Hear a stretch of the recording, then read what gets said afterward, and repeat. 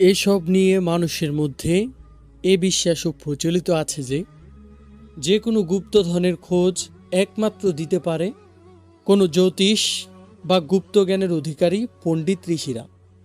এটাও কথিত আছে এগুলো আনতে গিয়ে প্রায় কেউ জীবিত ফিরতে পারে না, কারণ এসব গুপ্তধনের পাহারা দেয় বড় বড় বিষধর সাপ আর রাগী জিনেরা। কিন্তু এরপরও এমন কাহিনীও জনশ্রুতিতে আছে, অমুকে এক গুপ্তধনের কিছু অংশ পেয়ে রাজা বনে গেছে। তাই সালে এই গুপ্তধনের কথা শুনেই এর জন্য প্রায় পাগল হয়ে ওঠে। তারপর প্রেমসিক্ত ফারহি আর ড্রাগ মেশানো সেই ফুল ও এর সুগন্ধি সালেহের সাধারণ চিন্তা ক্ষমতাকে নষ্ট করে দেয়। সে তো দৈনন্দিন নামাজের কথাও ভুলে যায়। গুপ্তধনের কারি কারি হীরা জাহরত আর সোনারূপা এবং ফারহিকে নিয়ে তার মন মগজ রঙিন স্বপ্নের ফানুস তৈরি করতে থাকে। তার কাছে হাস্যকর মনে হতে থাকে বাস্তব দুনিয়ার প্রতিটি নড়াচড়া। হাসান সালেহকে আস্তে আস্তে এমন করেই ব্যাকুল করে তুলতে চেয়েছিল। হাসান যখন দেখল বেচারা এবং বুক ফেটে মারা যাবে, তখন সে কালি কলম আর কাগজ নিয়ে বসল। রাস্তার চিত্র আঁকতে লাগলো আর সালেহকে বুঝাতে লাগলো কোথায় কোথায় কি ভয়াবহ বিপদ আছে। হাসান তাকে চিত্রের একটা অংশ দেখিয়ে বলল, এই এলাকা থেকে আপনি তাজ্জব বনে যাবেন, মনে হবে এটা অন্য কোনো দুনিয়া। এক জঙ্গল দিয়ে যাওয়ার সময় দেখবেন অদ্ভুত রকমের ঠান্ডা, সেখান থেকে আপনার নড়তে ইচ্ছে হবে না। আরেকখানে দেখবেন কাদাময় অঞ্চল, ঘোড়ায় সাওয়ার হয়ে যেতে চাইলে ঘোড়া সহ জমিনে ধসে যাবেন আপনি। দুনিয়ার কোনো শক্তি সেই কাদার ভুবন থেকে বেরোতে পারবে না। আমি নজর রেখে এগোবো, সন্দেহ হলেই পাথর ছুঁড়ে দেখব চোরা কাদার ভূমি কিনা, বলল সালে। কঠিন চোরাবালির স্তর পেরোতে হবে আপনাকে। এমন মরু অঞ্চল পড়বে মরুচর প্রাণীরাও সেখানে বাঁচতে পারে না। পানির বিরাট মজুদ সঙ্গে রাখতে হবে। যেখানে গুপ্তধনটি আছে সেখানে এমন পাহাড় আপনার পথ রোধ করবে যেন খাড়া ইস্পাতের প্রাচীর। ঘোড়া রেখে পায়ে হেঁটে যেতে হবে সেখানে আপনাকে। সঙ্গে করে আমি জানবাজ ও বুদ্ধিমান লোক নিয়ে যাব। আপনি আমাকে ভালো করে রাস্তা বুঝিয়ে দিন। আপনি একটি দুধেল উটনি নিয়ে যাবেন। গুপ্তধনের জায়গায় পৌঁছে দুধ দহন করে বড় একটি পাত্রে দুধ রাখবেন। দুধ ভর্তি পাত্রটি গুপ্তধনের জায়গা থেকে একটু দূরে সরিয়ে রাখবেন। তখন সেখানকার সব সাপ দুধের উপর হামলে পড়বে। দুধ সাপের সাংঘাতিক প্রিয়। দুধের উপর সাপগুলো যখন ঝাপটা ঝাপটি শুরু করবে, আপনি লোকদের নিয়ে দ্রুত ধনভাণ্ডার নিয়ে সরে পড়বেন। আর জ্বলন্ত মশালও রাখতে হবে। যে গুহায় ধনভাণ্ডারটি থাকবে সেখানে দৃশ্যমান অদৃশ্যমান অনেক কিছুই থাকতে পারে। মশাল দেখলেই ওরা পালিয়ে যাবে। জরুরি আরেকটা কথা রয়ে গেছে। এখান থেকে আপনি রাতে রওনা করবেন, কেউ যাতে আপনাদের দেখতে না পায়। শহরের চৌকিদাররা তো দেখে ফেলবে, ওদের কি বলা হবে? কেউ দেখলে আসল কথা বলবেন না। আপনি শহরের প্রধান, কোথায় যাচ্ছেন কেউ আপনাকে জিজ্ঞাসা করবে না, করলেও উত্তর দেবেন না। সালেহ সেই রাতেই তার লোক নির্বাচন করে ফেলল।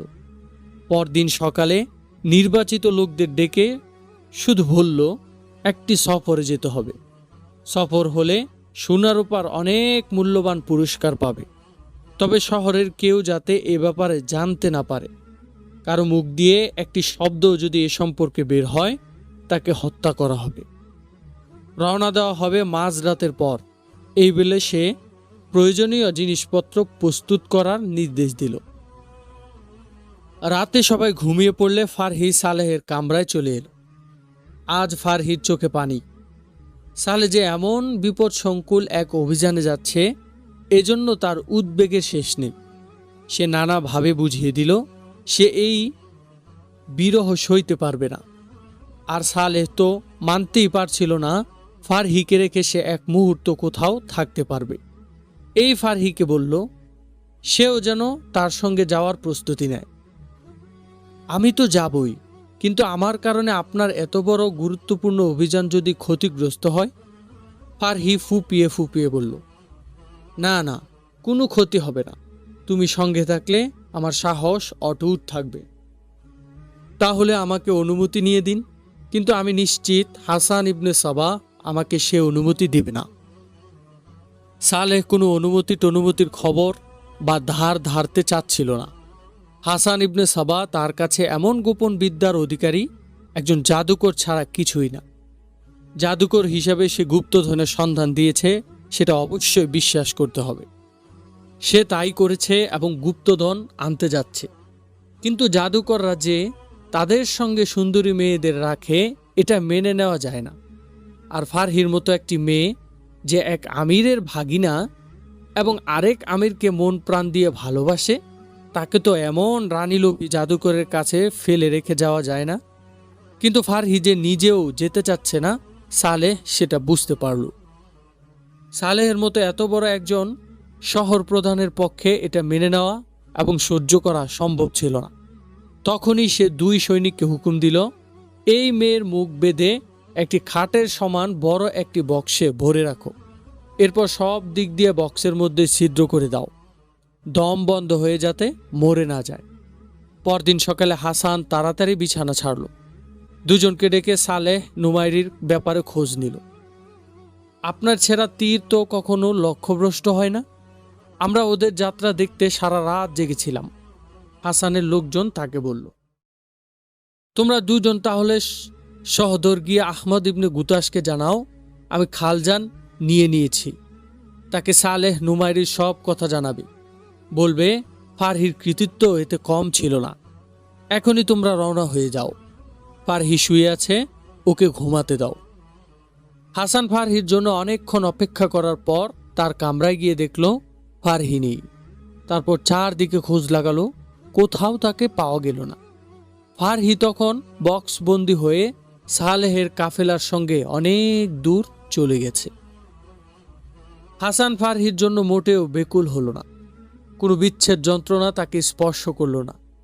ফারহিকে নিয়ে তার ঘর বাঁধার সুখ স্বপ্নে যে আরেকজন কেড়ে নিয়েছে, এজন্য সে একটুও ভাবান্তর হলো না। তার চোখে একটি মেয়ের এতটুকু গুরুত্ব নেই যে তার জন্য আকুল হতে হবে। তার স্বার্থ সিদ্ধির জন্য সুন্দরী মেয়ে প্রয়োজন। এ প্রয়োজন ছাড়া মেয়েদের গুরুত্ব তার কাছে বড় গৌণ। তার ফারহির মতো একটি মেয়ের প্রেম বেদনায় তার দুনিয়ার সীমানা শেষ হয়ে যাবে, তার তো প্রশ্নই ওঠে না। কল্পনার রাজ্যে সে গড়ে তুলেছে এই দুনিয়ার বেহেশত। দুনিয়ার মানুষকে এই বেহেশত দেখানোর জন্যই সে শুরু করেছে এই ফেরকাবাজি। ইয়া মুর্শিদ, ফারহি গেল কোথায় এটা তো জানা উচিত। সে যদি সালে নুমাইরির সাথে গিয়ে থাকে, তাহলে তো সালেকে অক্ষত ফিরিয়ে আনার আশঙ্কা রয়ে যায়।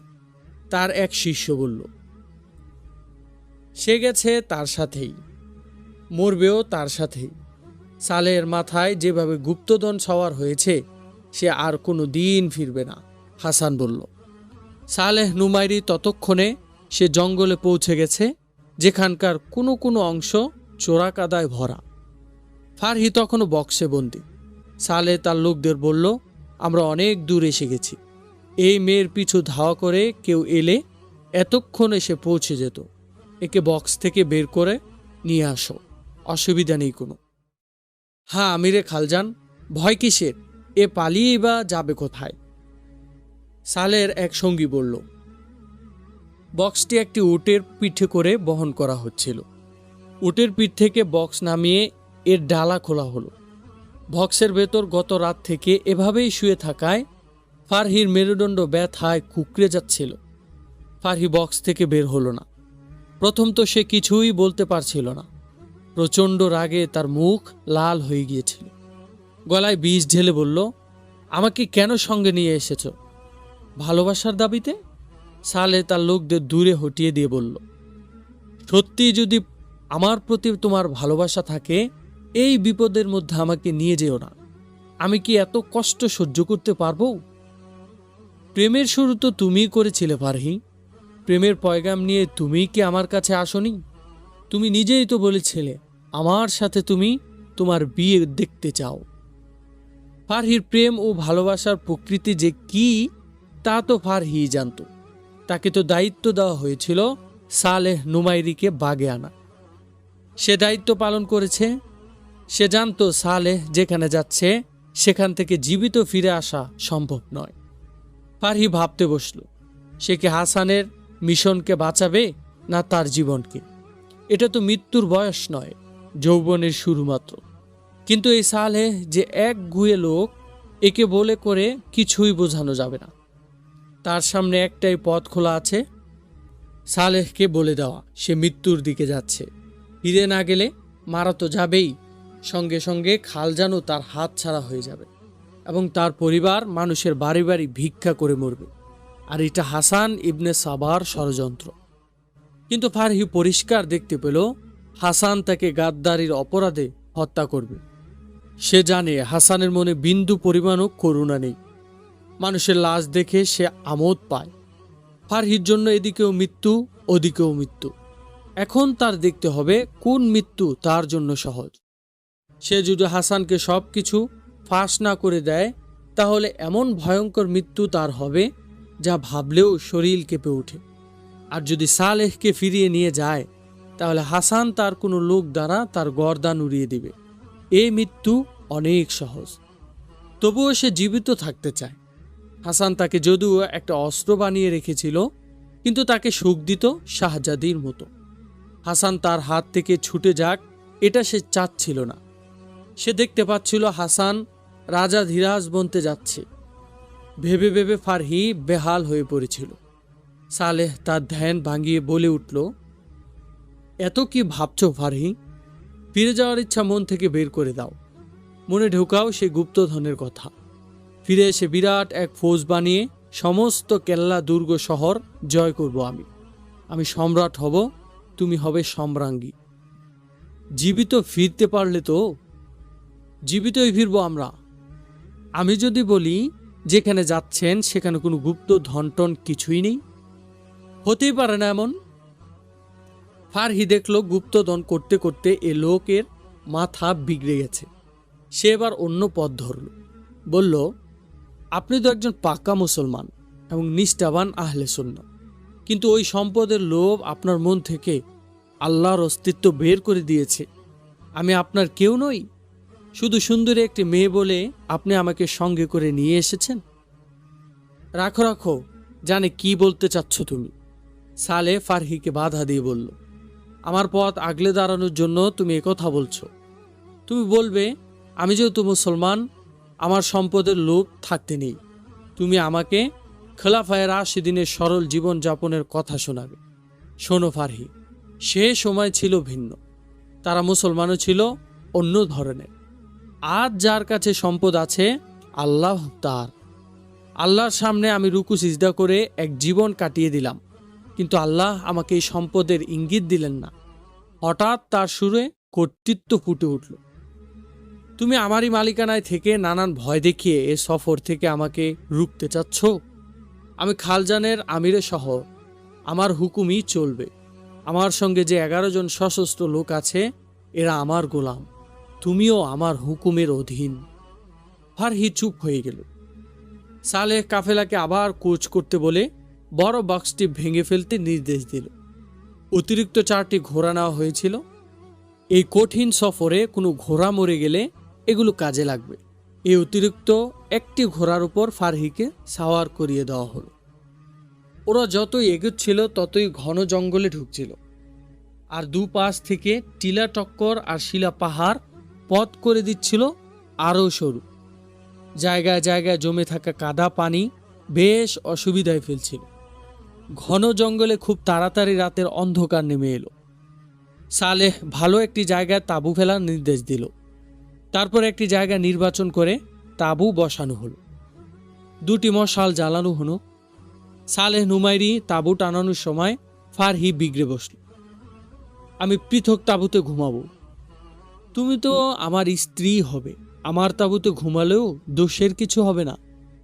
স্ত্রী হওয়া পর্যন্ত তো আপনি আমার জন্য অন্য পুরুষ। মুসলমানের মেয়ে আমি, ইসলামের পুরু পাবন্দ আমি। ছোট্ট আরেকটা তাঁবু লাগিয়ে দাও, সালে হুকুম করল। সব তাঁবু খাটানোর পর সবাই খেতে বসল। খাওয়ার পর কেউ আর দেরি করল না। সারাদিনের সফর তাদের হাড় মজ্জা নাড়িয়ে দিয়েছে। শুয়ে পড়তেই সবাই গভীর ঘুমে তলিয়ে গেল। শুধু ফারহি জেগে থাকতে আপ্রাণ চেষ্টা করছিল। শোয়ার আগে মশালগুলো নিভিয়ে দেওয়া হয়েছিল, তবুও চারদিক ঘুটঘুটে অন্ধকার হয়নি। চাঁদ একাই প্রতিষ্ঠা করেছিল তার আবছা আলোর রাজ্য। মাঝরাতের একটু আগে ফারহি নিঃশব্দে তার তাঁবু থেকে বের হলো। কাছের একটি গাছের উপর চড়ে বসে সবগুলো তাঁবুর দিকে তাকালো। না, কোথাও কোনো নড়াচড়া নেই। কাফেলার ঘোড়া ও উট তাঁবুর শিবির থেকে কিছুটা দূরে একটা টিলার পেছনে বাঁধা ছিল। ফারহি উঁচু ঘাস ভেঙে ঝাড় ও গাছের ডাল বেয়ে সেখানে পৌঁছে গেল। ঘোড়া, জিন ইত্যাদি ঘোড়ার কাছেই মাটিতে পড়া ছিল। ফারহি একটি জিন বিনা শব্দে উঠিয়ে একটি ঘোড়ার পিঠে রেখে দিল। তারপর ঘোড়ার মুখে লাগাম লাগিয়ে ঘোড়ায় চড়ে বসল। প্রথমে ঘোড়া ছুটালো না, আস্তে আস্তে হাঁটিয়ে নিয়ে গেল। কিন্তু পাথুরি ভূমি হওয়ায় শব্দ হলো। নিস্তব্ধ রাতের এই হালকা আওয়াজও বেশ উঁচুতে পৌঁছে গেল। তাঁবুর ভেতরে একজনের চোখ খুলে গেল। তখনই দূরে সরে যাওয়া ঘোড়ার খুরুর ধ্বনি তার কানে এলো। সে কাউকে না জাগিয়ে ঘোড়ার দিকে গিয়ে দেখল একটি ঘোড়া কম। সঙ্গে সঙ্গে চিৎকার করে বলল, আরে, কে যেন একটি ঘোড়া নিয়ে যাচ্ছে। তার সঙ্গীরা হরবর করে উঠল। তারাও ঘোড়ার আওয়াজ শুনল। এ সময় ফারহি এই ভেবে জোরে ঘোড়া ছোটালো যে সে বেশ দূরে চলে এসেছে। ফিরে যাওয়ার পথে সে অনুমানে চলছিল। সবার একসঙ্গের আওয়াজ সালেও উঠে গেল। বাইরে বের হয়ে এসবের কারণ জিজ্ঞাসা করল। একটি ঘোড়া চুরি হয়ে গেছে, এক লোক বলল। সালে এটা শুনতেই ফারহির তাঁবুর দিকে দৌড়ে গেল। তাঁবুর পর্দা সরিয়ে দেখল গর্ধবরা, ও তো পালিয়েছে। এখনই দুজন গিয়ে ধরে নিয়ে এসো ওকে। মরার ভয়ে সে আমাকে ছেড়েই চলে গেছে। আমি ওকে এখানেই গাছের সঙ্গে উল্টো করে বেঁধে রেখে চলে যাব। ততক্ষণে ফারহি কিছু দূর এগিয়ে গেছে। সে ঠিক পথেই যাচ্ছিল। চাঁদের নির্দেশ আলোতে পথও দেখা যাচ্ছিল পরিষ্কার। ফারহি হঠাৎ খুব জোরে লাগাম টেনে ধরল। শক্তিশালী ঘোড়াও চট করে দাঁড়িয়ে পড়ল। তখন ২০-২৫টি ঘোড় সওয়ার ফারহি থেকে ১০০ গজ দূরে। ফারহি ডান দিক থেকে বাম দিকে যাচ্ছিল। পুরুষ হলে ফারহি থামত না। রাতেও এদিকে মুসাফিররা পথ চলে, কিন্তু একজন মেয়ে এই রাতের কোলে খুবই অনিরাপদ। কেউ দেখে ফেললে তাহলে আর রক্ষা নেই। কিন্তু শেষ রক্ষা আর হলো না। একজন তাকে দেখেই ফেলল। ফারহি টের পেয়েই একদিকে ঘোড়া ছোটালো, কিন্তু তাদের আরও ঘোড়সাওয়ার তাদের দল থেকে গিয়ে একটু দূরে তাকে ঘেরাওয়ের মধ্যে এনে আটকে ফেলল। ওদিক থেকে সালেহের পাঠানো ২ সাওয়ারও এসে গেল। ফারহিকে দেখে তারা ঘোড়া থামালো। এই মেয়ে আমাদের আমিরের, সে পালিয়ে এসেছে, ওকে আমাদের হাতে দিয়ে দাও, এক সাওয়ার বলল। না, এরা মিথ্যা বলছে। ওদের আমিরের সঙ্গে আমার কোনো সম্পর্ক নেই। আমাকে এরা অপহরণ করে নিয়ে যাচ্ছিল। পালিয়ে এসেছি আমি। আমাকে খালজান পৌঁছে দাও তোমরা। তোমরা ভাই চলে যাও। এ খালজানের আমিরের মেয়ে, একে তার কাছে পৌঁছে দেব আমরা। ফারহি ওদের সাথে যেতে পরিষ্কারভাবে অস্বীকার করে দিল। সে ৪ সাওয়ার সালেহের সাওয়ারদের ফিরে যেতে বলল। কিন্তু ওই ২ সাওয়ার এই ৪ সাওয়ারকে সাধারণ মুসাফির ভেবে তলোয়ার বের করল। এরাও বিলম্ব করল না। তলোয়ারে টক্কর লেগে গেল। তখনই ওই ২ সাওয়ার টের পেল এরা ৪ জনই তলোয়ার চালনায় অসম্ভব ক্ষিপ্র। একটু পরেই সালেহের ২ ঘোড়সাওয়ার মারা পড়ল। ওই ৪ জন ফারহিকে সঙ্গে নিয়ে হালকা চালে ঘোড়া ছোটালো। তোমরা কে? কোথায় বা যাচ্ছ? ফারহি পথ চলতে চলতে জিজ্ঞাসা করল। ভুল ধারণায় থেকো না মেয়ে, আমরা কাউকে ধোকার মধ্যে রাখি না। মরুদস্যু আমরা, আমাদের সর্দারের কাছে যাচ্ছি এখন। তোমরা কি আমাকে খালজান পৌঁছে দেবে? খালজানের রাস্তায় ছেড়ে দিলেই আমি একা পৌঁছে যেতে পারবো। তোমার এই প্রশ্নের উত্তর আমার সর্দারই দিতে পারবেন, এক সাওয়ার বলল। আরেকটি জবাব শোনো, তোমার মতো এমন সুন্দরী হীরার কদর আমাদের সর্দারই করতে পারবেন। তিনি তোমাকে যেতে দেবেন না। ফারহির জন্য এই সংবাদ ছিল খুবই ভয়াবহ। তার করার কিছুই ছিল না। সে কোনো তর্ক বা ঝামেলা না করে ওদের সঙ্গে চলতে লাগলো। তার মাথায় ছিল হাসান ইবনে সাবার শয়তানি শিক্ষা। সর্দারকে সে কিভাবে পথে আনবে, পথে যেতে যেতে ঠিক করে ফেলল। চাঁদের স্নিগ্ধ আলোয় সর্দার ফারহির চেহারা দেখে চরম বিস্ময়ে বলে উঠল, ওহ, আমি কিভাবে মানব তুমি কোনো মানবী, অন্য জগতের রহস্যময় কোনো প্রাণী নও। সর্দারের কথা বলার ভঙ্গি আরবদের মতো। আরবরা এভাবেই কবিতার ভাষায় কথা বলে। এ বলছে খালজানের আমির তাকে ধরে নিয়ে যাচ্ছিল। এক সাওয়ার বলল। 2 সাওয়ার পিছু ধাওয়া করে আসছিল। আমরা মেরে ফেলেছি ওদেরকে। আরেক সাওয়ার বলল, আমিরে খালজান? এ তো এমনই যেমন কেউ বলল ওই চাঁদ নয় সূর্য। আমিরের কি দরকার পড়ল যে সে এক মেয়েকে ধরে নিয়ে যাচ্ছে? সে কি তোমাকে কোথাও থেকে জোর করে নিয়ে যাচ্ছে? ঘোড়া থেকে নেমে আমাদের এখানে বসো, আর গোলাপের পাপড়ি নাড়াও খানিক, দেখি তুমি আসলে কে। সর্দার বলল, আগে ফুলের পাপড়ির মূল্য জেনে নাও সর্দার। পাথরের সওদাগর হয়ে তুমি হীরার কি কদর বুঝবে? আগে ছিলাম এক আমিরের অপহরণ করা মেয়ে, আর এখন এক ডাকাতের। আমার মূল্য এক ডাকাত বুঝবে কি করে? ফারহি সর্দারের ভঙ্গি নকল করে বলল, হা হা, চাঁদনিতে হীরার ঝলকানির মতো তোমার চেহারা দেখে আমি তাজ্জব বনে গিয়েছিলাম। কোনো মানবীয় চোখেও এত নেশা ধরানো নয়, কিন্তু তোমার মুখের ভাষার রূপ ওই নেশা চোখের চেয়েও জাদুময়। আমার রূপই দেখো না সর্দার, দুনিয়ার শাহানশাহ বানিয়ে দিতে পারবো তোমাকে। শুধু সাহসের প্রয়োজন। নিজের অবস্থা দেখে নিজেকে আগে চেনো। শিকারের খোঁজে জঙ্গলের পর জঙ্গল চষে বেড়াচ্ছ শুধু। কাফেলা লুট করে যতই কামাও না কেন, সে ডাকাতি তো রয়ে যাবে। তোমাকে আমি এক গুপ্তধনের পথ চেনাতে পারি। সেটা হাতে পেলে তুমি এক ফৌজ বানিয়ে সেলজুকিদের সালতানাত দখল করতে পারবে। আরব ও মিশরকে তোমার সালতানাতের অন্তর্ভুক্ত করতে পারবে। তোমার মাথা কি ঠিক আছে মেয়ে? মাথা ঠিক করে কথা বলো, যাতে বুঝতে পারি। আমিরে খালজান বিরাট এক গুপ্তধন উদ্ধার করতে যাচ্ছে। কোত্থেকে? নকশা তার কাছেই আছে। ওতে রাস্তার চিত্র আঁকা আছে। পথে কোথায় বিপদ উৎপেতে আছে তাও নকশায় দেওয়া আছে। গুপ্তধন যে গুহায় রাখা আছে তাও নকশায় দেওয়া রয়েছে। গুপ্তধনের সন্ধান কে দিল? এক দরবেশ। খালজানের আমির সালেহ নুমাইরি ওই দরবেশের কি ইচ্ছা যেন পূরণ করে দেয়। আগে বলো, তুমি আমার প্রতি এত বড় অনুগ্রহ কেন করছো? এত বড় খবর কেন ফাঁস করে দিচ্ছ? কারণ আমার এর প্রতি কোনো আকর্ষণ নেই। একজন মানুষের প্রতি আকর্ষণ ছিল, কিন্তু আমার অক্ষমতা হলো আমিরে খালজানের আমি বন্দিনী ছিলাম। দরবেশ তাকে গুপ্তধনের সন্ধান দিলে সে যখন রওনা দেয় আমি খুব খুশি হই, এজন্য যে এবার আমার ভালোবাসার লোকের কাছে ফিরে যেতে পারব এবং আমরা বিয়ে করতে পারব। কিন্তু আমির আমাকে জোর করে সঙ্গে নিয়ে চলল। সফরে আজ আমাদের প্রথম রাত। সুযোগ পেয়ে পালালাম আমি। তোমার লোকেরা আমাকে না ধরলে কাল আমি আমার লোকের কাছে থাকতাম। তুমি কি চাও তোমাকে ছেড়ে দেব আমি? হ্যাঁ, তুমি সম্পদের কাঙ্গাল, আমি ভালোবাসার কাঙ্গাল। কিন্তু আমিরে খালজান পর্যন্ত তোমাকে যেতে হবে, কারণ তোমার এ কথা ধোকাও তো হতে পারে। আমি নকশা পেলেই ছেড়ে দেব তোমাকে। আমাকে তো ছেড়ে দেবে তুমি, তবে আমিরকে তুমি জীবিত ছাড়লে সে আমাকে জীবিত ছাড়বে না। সে জীবিত থাকবে না। উঠো, নিজের ঘোড়ায় সওয়ার হয়ে যাও। ওরা এখনো এলো না। তাঁবুর ভেতরে বসে কয়েকবারে প্রশ্ন করছে সালেহ নুমাইরি।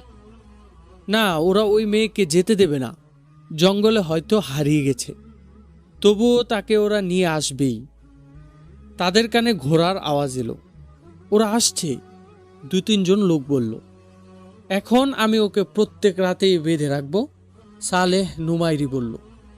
না আমিরে মোহতারাম, আমরা আরও এগিয়ে গেলে এ আর পালানোর সাহস পাবে না। কালই এ জঙ্গল শেষ হয়ে তৃণলতাহীন পাহাড়ি এলাকা শুরু হবে। রাখো তোমার কথা, আগে শোনো। 2-3টি ঘোড়া নয়, অনেকগুলো ঘোড়ার আওয়াজ এটা। হ্যাঁ আমিরে মোহতারাম।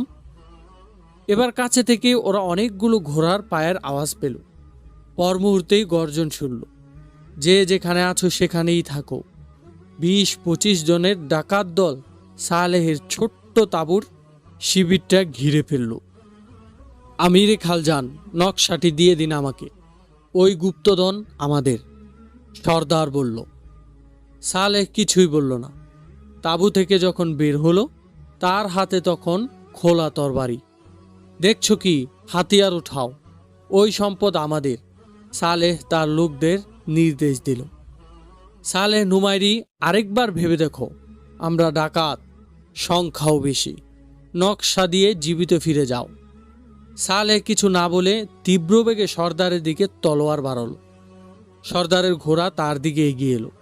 সালেহ চট করে বসে পড়ে সজোরে ঘোড়ার পেটে তলোয়ার চালালো।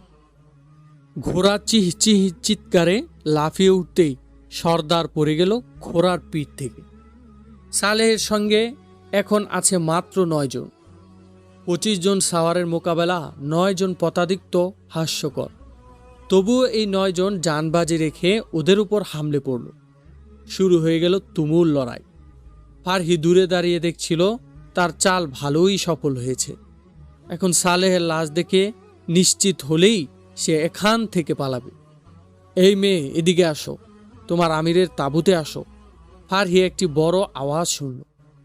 ফারহি ঘোড়া থেকে নেমে সালেহের তাঁবুর দিকে দৌড়ে গেল। চাঁদ উঠে এসেছিল মাথার উপর। চাঁদের আলোয় দেখল সালেহ নুমাইরির লাশ পড়ে আছে। তাঁবুতে এসো আমার সঙ্গে, বলো নকশা কোথায়? সর্দার ফারহিকে বলল। সর্দার ও ফারহি তাঁবুর ভেতরে চলে গেল। ফারহি খুঁজে খুঁজে চামড়ার একটি থলি বের করে সর্দারের হাতে দিল। থলি নিয়ে সর্দার বাইরে এসে খুলে ধরল। ভেতরে কি যেন ছিল, সেগুলি ফেলে দিতেই নকশা বেরিয়ে এলো। হ্যাঁ, এটাই। ফারহি একথা বলেই হাঁটা দিল। যাচ্ছ কোথায় তুমি? সর্দার জিজ্ঞাসা করল। নকশা পেয়ে গেছো তুমি, ধরে নাও গুপ্তধনও পেয়ে গেছো, আর আমিও ছাড়া পেয়ে গেছি। দাঁড়াও, এত তাড়াতাড়ি ছাড়বো না আমি তোমাকে। তুমি তো মরা ফুল নও যে ঘ্রাণ না নিয়ে ছুঁড়ে ফেলব। ফারহি বুঝল এক ডাকাত সর্দারের কাছে তার নিজের ওয়াদার কোনো মূল্য নেই। সে তার ঘোড়ার দিকে দৌড়ল। সর্দার তার পথে এসে দাঁড়ালো। সে অন্যদিকে দৌড় দিল। তখনও লড়াই চলছিল। সর্দার এবার তার পথ আগলে দাঁড়াতে চাইল, আর ফারহি নিহত কারো ঘোড়ার দিকে যেতে চাচ্ছিল। সাওয়ারবিহীন কয়েকটি ঘোড়া ঘুরে বেড়াচ্ছিল, কিন্তু সর্দার ফারহিকে কোনো ঘোড়ার কাছে পৌঁছতে দিল না। ফারহি এবার দ্রুত গতিতে তাঁবুর শিবির থেকে বেরিয়ে ঘন ঝোপঝাড়ের দিকে ছুটল, কিন্তু এর সামনেই চোরাকাদার ভূমি। ফারহি মোড় ঘুরে রাস্তা বদলাতে বদলাতে সর্দার পৌঁছে গেল সেখানে। ফারহি এবার চোরা ভূমির দিকে এগিয়ে গেল। কয়েক পা যেতেই তার পা মাটিতে দেবে যেতে লাগলো। সর্দার তার উপর ঝাঁপিয়ে পড়ল। এবার দুজনেই দ্রুত নিচে যেতে লাগলো। ফারহি আ করে চিৎকার করছিল, আর সর্দার তার লোকদের নাম ধরে ডাকছিল। সর্দারের 3-4 জন লোক চোরা ভূমিতে পৌঁছে গেল। তারা শুধু ফারহি আর সর্দারের মাথায় দেখতে পেল। পর মুহূর্তে ওই লোকগুলো তলিয়ে যেতে লাগলো। 3-4 দিন পর খালজান পৌঁছিল আহমদ ইবনে গুতাস। খালজানের কেল্লা মোবারক হোক, আপনার পীর মুর্শিদ। হাসান ইবনে সবা তাকে স্বাগত জানিয়ে বলল, সালেহ নুমাইরির কি আর ফিরে আসার সম্ভাবনা আছে? আহমদ জিজ্ঞাসা করল। না গুরু, সম্পদ এমন এক অজগর, আজ পর্যন্ত সে লক্ষ লক্ষ মানুষকে গিলে খেয়েছে। পরাক্রমশালী বাদশাহ, আল্লাহর বড় দিওয়ানা মুত্তাকি, বড় দিনদার, কাকে সে ছাড়ছে? যে সালে নুমাইরি রক্তচক্ষু নিয়ে আমাকে অভিশাপ দিতে এসেছিল, দাবি করছিল সে আল্লাহর গোলাম, পাক্কা আহলে সুন্নতের অনুসারী, সেই সালে খোদার গোলামিকে পায়ে পিষে গুপ্তধনের খোঁজে বেরিয়ে গেল।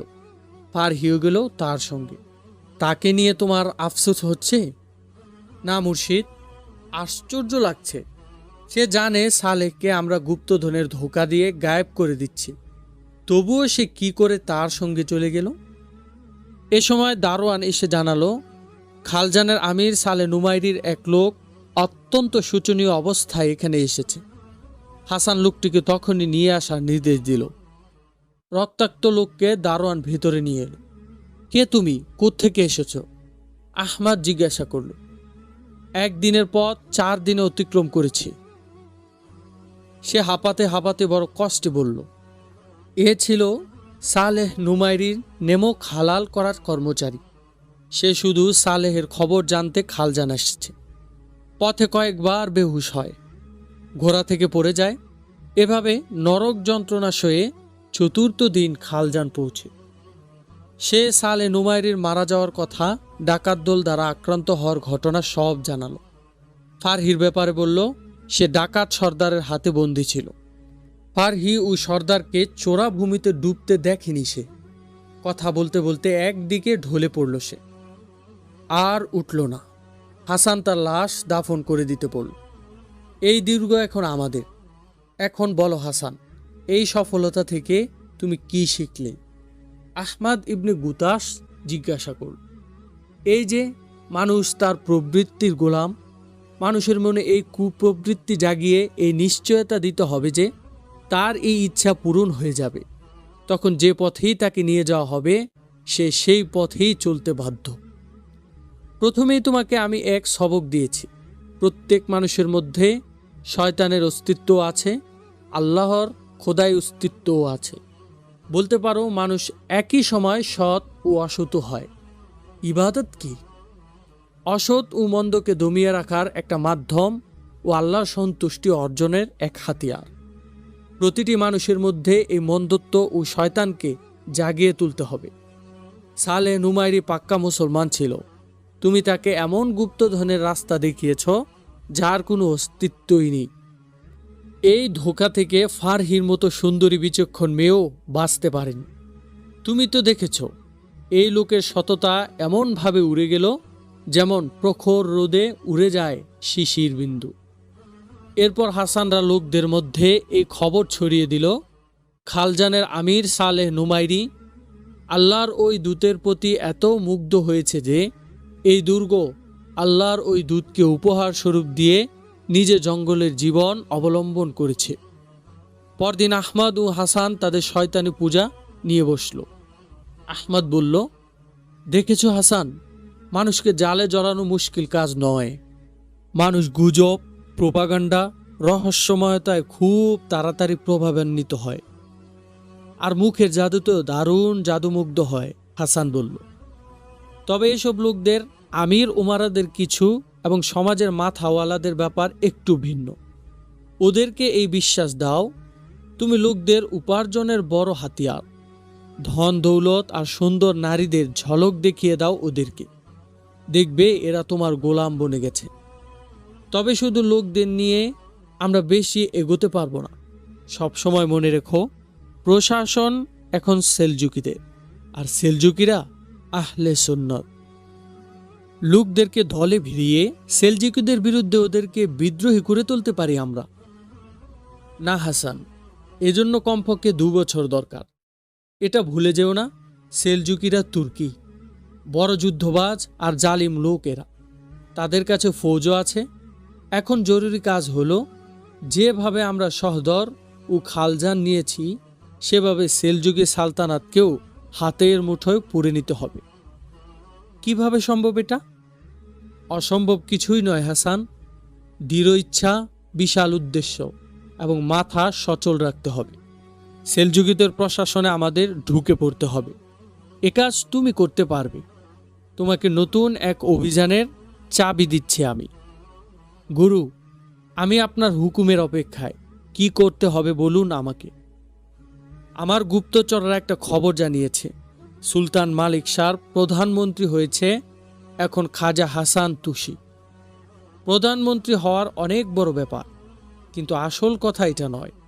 আমি জেনেছি সুলতান মালিক শাহ তার প্রতি এতই মুগ্ধ যে তাকে নিজামুল মুলক উপাধি দিয়েছেন। গুরু, খাজা তুষি তো প্রধানমন্ত্রী হয়েছে, কিন্তু আমি তাকে কি করব? তাকে হত্যা করব? হত্যা টত্যা পরে। আমাদের পথে যেই বাধা হবে সে মারা পড়বে। এখন তোমার কাজ হবে তার স্থানটি নিতে হবে তোমাকে। তুমি কি ভুলে গেছ খাজা হাসান তোমার সহপাঠী ছিল? হ্যাঁ মুর্শিদ, এ তো আমি ভুলেই গিয়েছিলাম। ভুলে গেছো কারণ মাদ্রাসা থেকে বেরিয়েই তোমাকে আব্দুল মালিক ইবনে আতাসের কাছে সোপর্দ করা হয়েছিল। তারপর তোমাকে এসব কাজে এমন ডুব দিতে হলো যে আর সব ভুলেই গেছো তুমি। আরও অনেক কিছু মনে পড়ছে আমার। মাদ্রাসায় 3 বন্ধু ছিলাম আমরা, ওমর খায়াম, খাজা হাসান এবং আমি। আমরা ওয়াদা করেছিলাম আমাদের মধ্যে কেউ যদি কোনো বড় পদ পায় তাহলে সে অন্য দুজনকেও এত বড় পদে সমাসীন করবে। আমার কাজ তো সহজ হয়ে গেল। কাল সকালেই আমি রওনা হয়ে যাব এবং খাজা হাসান থেকে এই ওয়াদার পুরো ফায়দা তুলব। দেখলে হাসান, আমাদের প্রতিটি কাজই সহজ হয়ে যাচ্ছে। আমরা যে হকের উপর আছি এটাই এর প্রমাণ। আর শোনো, সুলতান মালিক শাহর দারুল হুকুমত এখন নিশাপুর না, মারুতি।